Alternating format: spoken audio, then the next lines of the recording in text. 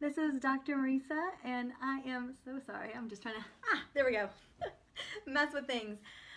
I am jumping on today to share a little bit about myself for just a second and then share about a new podcast episode I have that is live right now with one of my besties in the whole world, Jen Hootie. She's my vision guru. And I just want to take you back to 2008. Do you remember 2008? It was a crazy time. It was when the recession hit.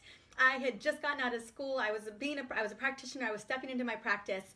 And my entire life, I don't know if this is the same case for you, but my entire life, I believed that success was created by doing very hard things all the time. I was brought up with the understanding and a really deep set belief that success and life was always going to be very, very hard.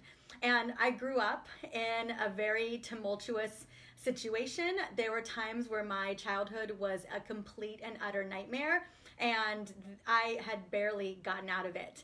And the only way that I got out of it, I remember a family member told me a long time ago that I wasn't a very smart individual, and that the only way that I was going to ever create success or make anything of myself was that I had to grit and fight harder than anyone else.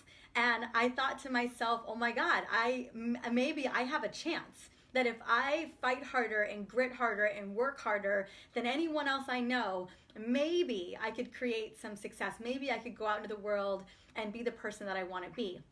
And so fast forward to 2008, and that's pretty much the way that I lived my life. I took nothing for granted. I thought anything at any point in time could be stolen from me. And I worked as hard as I possibly could, so much so that I had severe chronic fatigue by the time I was 30 years old. But in 2008, I was 28, give or take, and I read a book by Jack Canfield. And I don't know if you guys know, I had him on the show, on the Essentially You podcast, just last week. And it just mind-blowing that this man, this book, Success Principles, was given to me in 2008 during the recession when everything just felt like it hit the fan, and I felt like this is my life. This is happening to me. This is a part of all the hard things that my life is always going to be. And in this book, he said three things. He said a lot of things, but three things that really stuck out to me. You only have control of three things. You have control of your vision.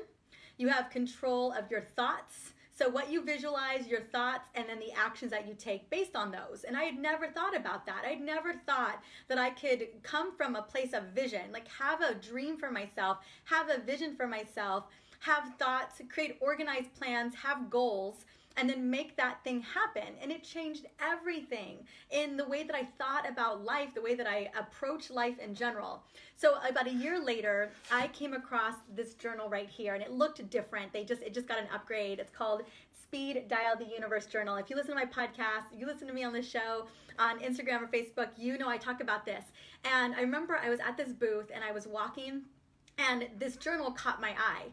And it was only because of this book and the ideas in it that we could actually have a vision and we could kind of manifest what we wanted as long as we were willing to put the work into it. And I thought, oh my gosh, I'm ready to step into something like that. I'm ready to have a vision for my life. I'm ready for things to not be so hard. I have to believe that it can be different.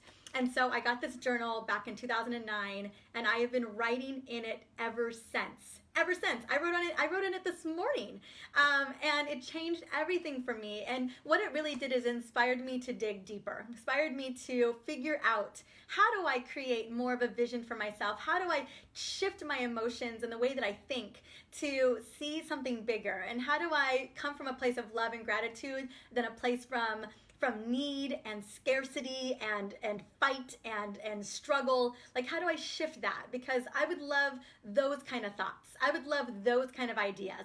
I've been doing this other way for a long time, and it's felt really, really crappy for as long as I can remember. Maybe there's a different way to do it. And so I've dove deep into that world. I've listened to mentors like Jack Canfield and Mary Morrissey and Joe Dispenza and all kinds of people. But there's a very special person in my life, one of my best friends in the whole wide world, and her name is Jennifer Hootie. And she is literally my vision guru. She's one of my best friends. I connect with her all the time. And I had the pleasure, I had the blessing to get to have her on the show, and it went live today. And this episode is all about, I know so many of us, we had this vision for early 2020, and it just feels like it got chucked out the window. But what if we could hold the vision and not the circumstances? What if that was possible? What if we could anchor into that vision like a North Star? So in today's episode, Jen, she's in it too. We're all in it, right? And is it happening to us or is it happening for us? It's just the way that we can look at it. It's a different perspective.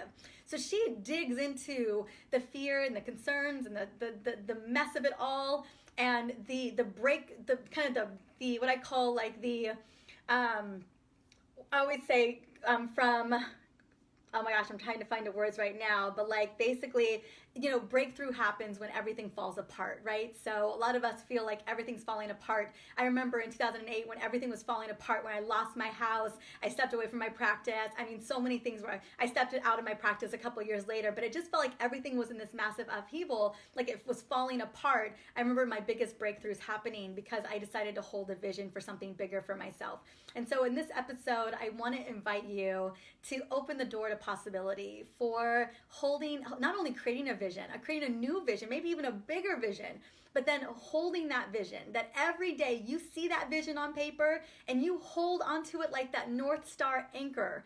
Because I promise you, what I love about when we can hold onto a vision bigger than ourselves, one of my favorite quotes by Mary Morrissey is that you will never realize, you'll never live the dream that you never had. Like, unless you have the dream first, it's never a possibility for you. So we've got to have the dream first, and we might as well dream as big as we can. I mean, I really feel like we have that capacity to do so. I mean, why not? What is there to lose?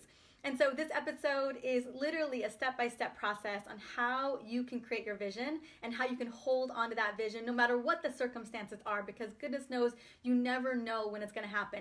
I never would have guessed in a million years that Jack Canfield's team would have reached out to me to be on the podcast. I never, ever would have thought that would be possible after this man had changed my life with this book. And so you just never know. So I wanted to invite you to go and listen to this episode today. It's like a little over 30 minutes. It is so worthwhile. Maybe it puts something in your mind. Maybe you even dive deeper and you fill out her worksheet and actually start to create that vision. We go into a lot of detail on how to do that.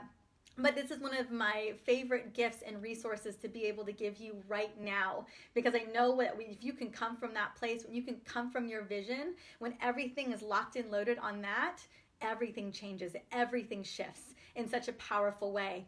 There's a couple of things that have come into fruition for me, some visions that I've been holding for quite some time. It almost brings me to tears, and I'm not ready to share those visions with you yet. And let me tell you, a lot of circumstances came up as I was trying to get to that vision, and I just kept getting knocked down over and over and over again, and I just kept getting back up. I kept holding on to the vision that I had set in stone, because I knew that if I held to that and I didn't get washed up, I get tossed aside with my circumstances, that it could happen, or something better still could even happen. So I'm not ready to share what those things are just yet with you, but I promise you, I see this happen every single day. I see it come true. I live and experience that myself. And I'll tell you, from a girl who was abused, from a girl who had one of the most horrific childhoods one could imagine, from a girl who didn't believe in herself, and definitely no one else did either, to come from there, to get to here. And really, everything started to majorly shift in 2008 for me, kind of when I was at my lowest of low. I know that every single one of us has that ability to step into that vision, to anchor to that vision, and to step into whoever they want to become based on what your dreams are. So go and listen to this new episode. I promise you it is worth your time, and goodness knows we need a little bit of this right now more than ever. And I hope you fall in love with Jen as much as I do. Again, she's one of my best friends in the whole world, so I think you're going to love her just as much as I do. All right, I'll see you guys soon. Bye.